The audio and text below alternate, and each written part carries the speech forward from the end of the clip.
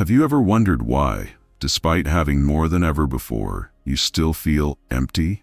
You've got comfort, entertainment, even success, but something's missing. You keep chasing the next big thing. More money, more likes, more achievements.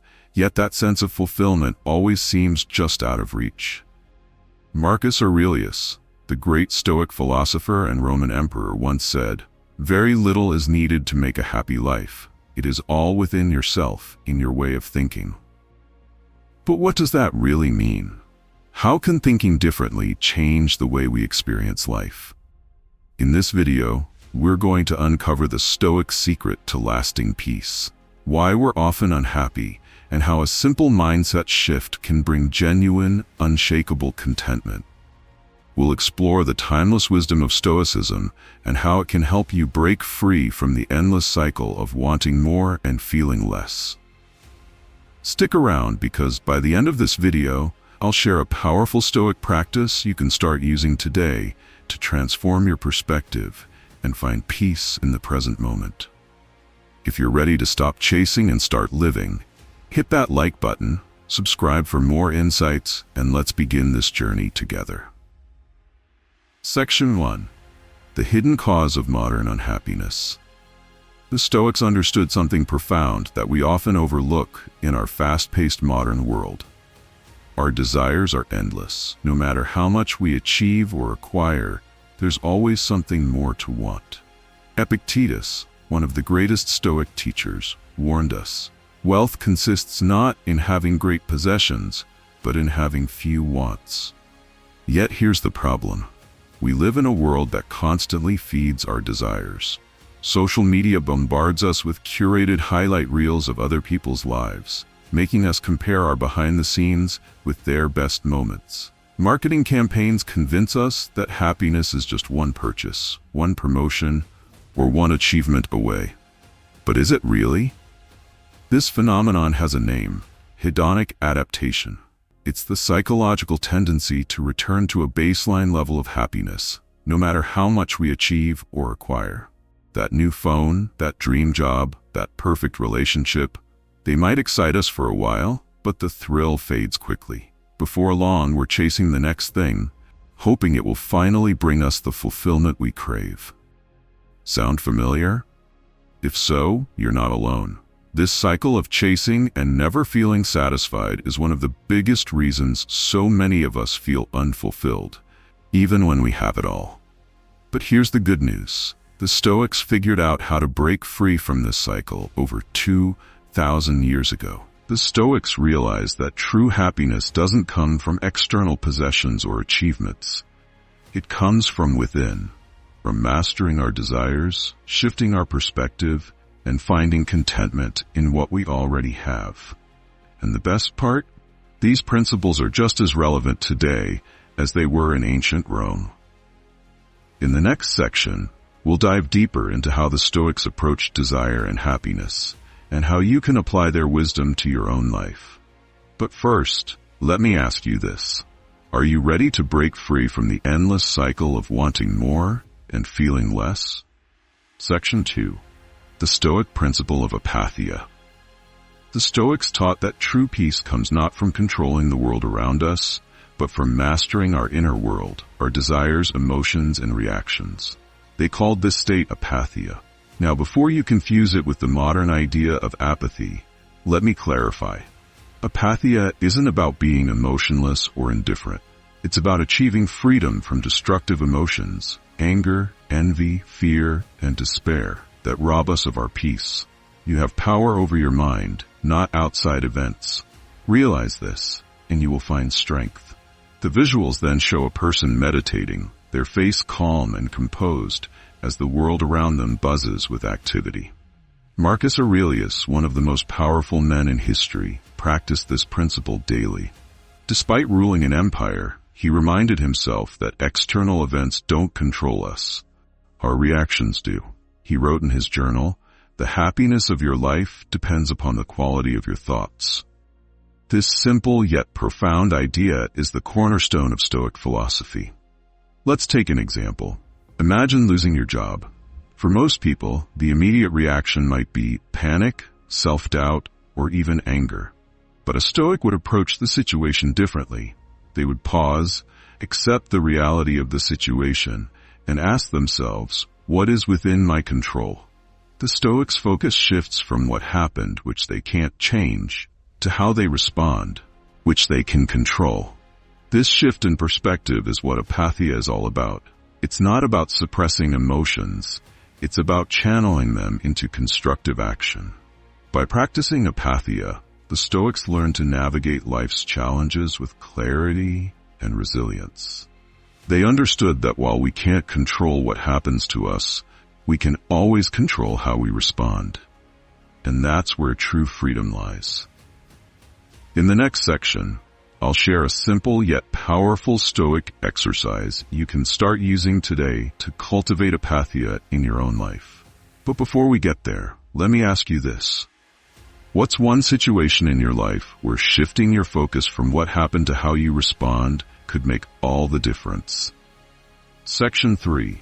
The Modern Trap. In today's hyper-connected world, we often tie our happiness to external validation.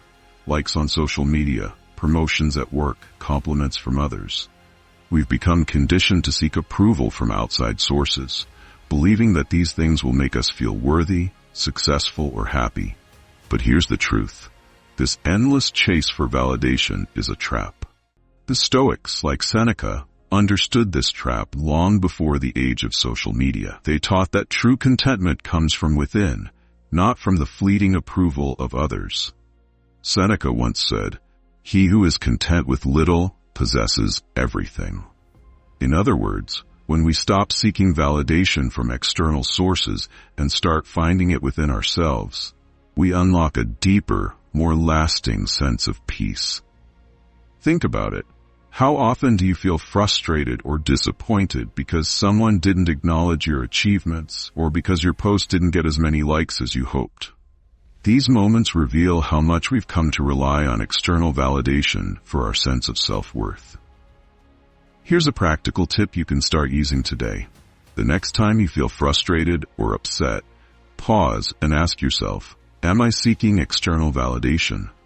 If the answer is yes, shift your focus to what's within your control.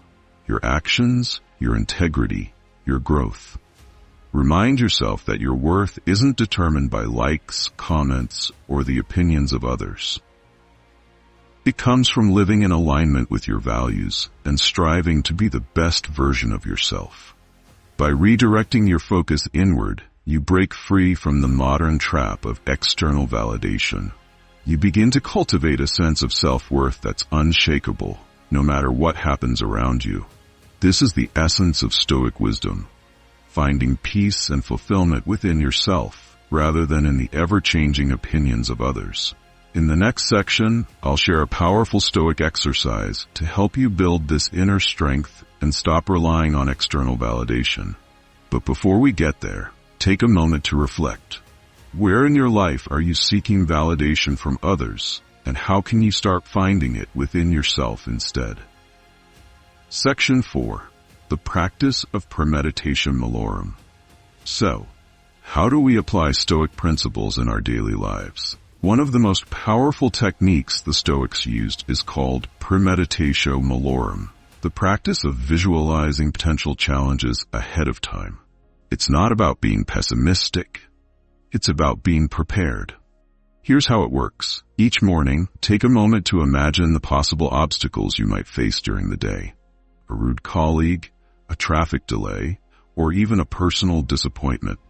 By mentally rehearsing these challenges, you train your mind to respond with calm acceptance rather than frustration or panic.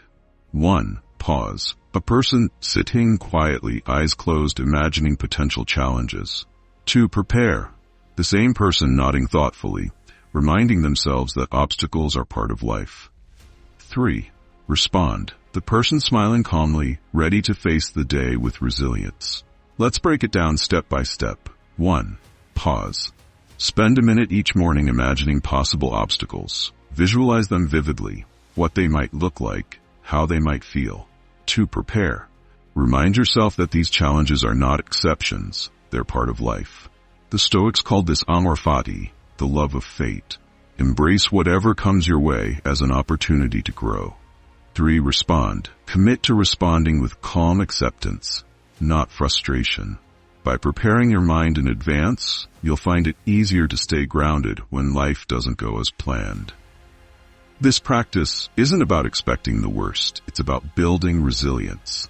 When you've already imagined and accepted potential challenges, they lose their power to upset you. Instead, you're able to respond with clarity and composure. Premeditation malorum trains your mind to stay grounded, no matter what life throws at you. It's a simple yet profound practice that can transform how you experience challenges, from setbacks to opportunities for growth. In the next and last section, I'll share how you can combine this practice with other Stoic tools to build unshakable resilience. But before we move on, take a moment to reflect. What's one challenge you often face, and how could premeditation malorum help you respond with calm and clarity? The last and final section, the challenge. Now that you've learned about the Stoic principles of apatheia, inner validation, and premeditation malorum, it's time to put them into action. Here's your challenge. For the next 24 hours, practice catching yourself whenever you feel frustrated, anxious, or dissatisfied. In those moments, pause and remind yourself, this feeling comes from wanting things to be different, but I control my response. It's a simple yet powerful shift in perspective. Instead of reacting impulsively, you'll respond with intention and calm. Afterward, I want you to do 2 things. 1, drop a comment below and share your experience. Did you feel more in control? More peaceful? 2, take a moment to reflect on how this practice impacted your day. Did it help you navigate challenges with greater ease?